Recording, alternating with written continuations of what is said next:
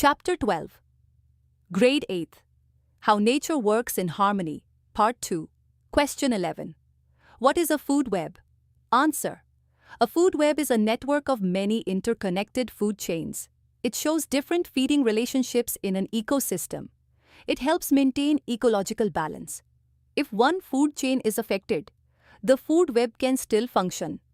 Food web कई आपस में जुड़ी हुई खाद्य श्रृंखलाओं का एक जाल होता है। ये इकोसिस्टम में विभिन्न जीवों के भोजन संबंधों को दर्शाता है। ये संतुलन बनाए रखने में मदद करता है। यदि एक खाद्य श्रृंखला प्रभावित हो जाए, तब भी फूड वेब कार्य करता रहता है। Question 12. Write the type of ecosystem. Answer. एक terrestrial ecosystem. It include forest, farms and even large trees. 2. Aquatic ecosystem found in water. It is of two types. A. Freshwater ecosystem, rivers, lakes, ponds and streams. B.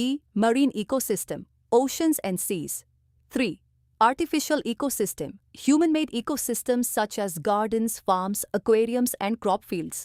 4. Natural ecosystem, ecosystems that occur naturally without human intervention, such as forests, rivers, deserts and oceans. वोन terrestrial ecosystem. इसमें जंगल, खेत और बड़े पेड़ शामिल होते हैं. 2. जलीय पारिस्थितिकी तंत्र, एक्वाटिक इकोसिस्टम. ये पानी में पाया जाता है. इसके 2 प्रकार हैं. ए. मीठे पानी का पारिस्थितिकी तंत्र, नदियाँ, झीलें, तालाब और जलधाराएं. बी. समुद्री पारिस्थितिकी तंत्र, महासागर और समुद्र. 3. कृत्रिम पारिस्थितिकी तंत्र, मनुष्य द्वारा बनाए गए पारिस्थितिकी तंत्र जैसे बगीचे, खेत, एक्वेरियम और फसल क्षेत्र. 4. प्राकृतिक पारिस्थितिकी तंत्र, जो बिना मानव हस्तक्षेप के प्राकृतिक रूप से बनते हैं, जैसे जंगल, नदियाँ, रेगिस्तान और महासागर. Question 13. Right different types of interactions between organisms. Answer. Different types of interactions between organisms. 1. Mutualism, both organisms benefit from the interaction. Example, bees and flowering plants. 2. Commensalism. One organism benefits while the other is neither helped nor harmed. Example, birds nesting in trees. 3. Parasitism. One organism benefits while the other is harmed.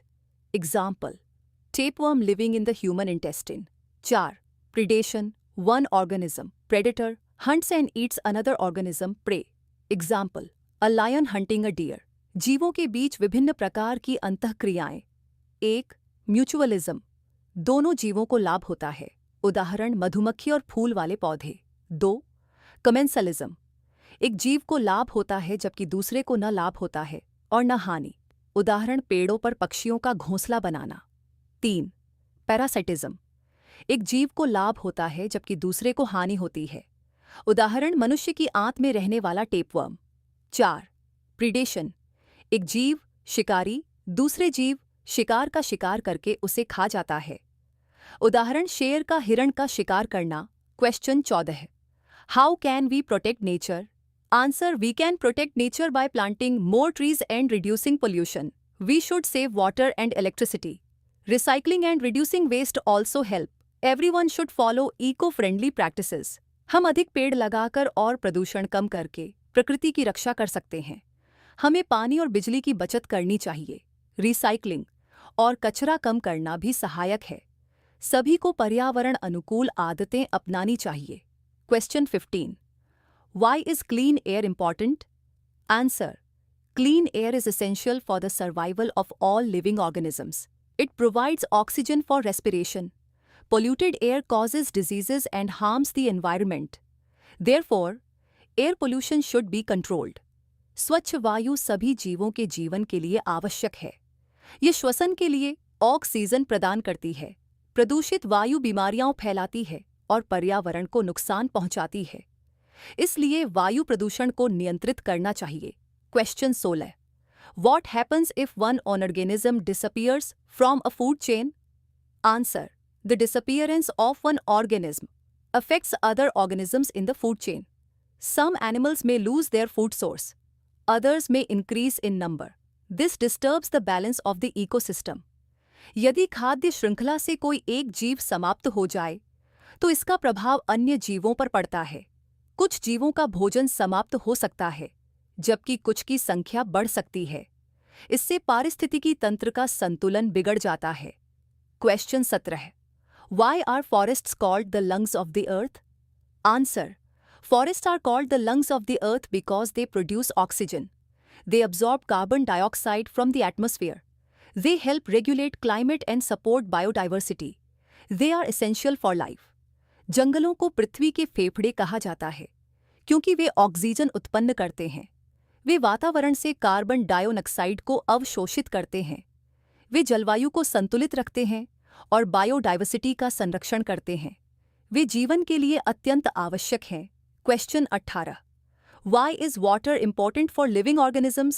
Answer. Water is necessary for all life processes. Plants need water to prepare food. Animals and humans need it for survival. Clean water also helps maintain healthy ecosystem. जल सभी जीवन प्रक्रियाओं के लिए आवश्यक है। पौधों को भोजन बनाने के लिए पानी चाहिए। पशुओं और मनुष्यों को जीवित रहने के लिए पानी की आवश्यकता होती है। स्वच्छ जल स्वस्थ पारिस्थितिकी तंत्र बनाए रखने में भी मदद करता है। Question 19। Right a short note on nature works in harmony. Answer. Nature works in harmony because all living and non living components are interconnected. Plants, animals, microorganisms, air, water and soil depend on one another. This balance supports life on earth. We must protect nature to maintain this harmony. प्रकृति सामंजस्य के साथ कार्य करती है क्योंकि सभी सजीव और निर्जीव घटक एक दूसरे से जुड़े हुए हैं। पौधे, जानवर, सूक्ष्मजीव, वायु, जल और मिट्टी एक दूसरे पर निर्भर हैं।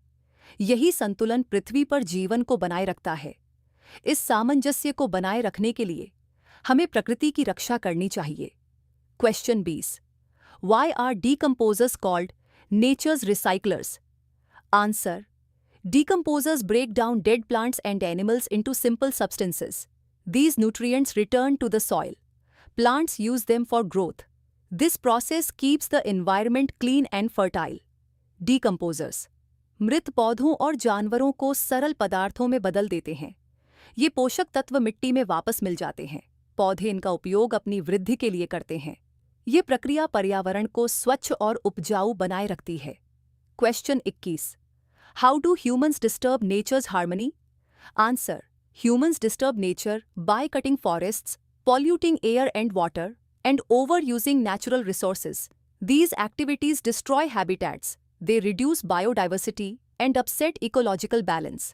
Conservation is necessary to prevent this. मनुष्य जंगलों की कटाई, वायु और जल प्रदूषण तथा प्राकृतिक संसाधनों के अत्यधिक उपयोग से प्रकृति का संतुलन बिगाड़ता है। ये गतिविधियां जीवों के आवास नष्ट करती हैं, जैव विविधता को कम करती हैं और पारिस्थितिक संतुलन को प्रभावित करती है। इसे रोकने के लिए संरक्षण आवश्यक है। इस वीडियो को देखने के लिए धन्यवाद। अगर वीडियो पसंद आया हो तो लाइक करें, शेयर करें और जीनियस टीचिंग चैनल को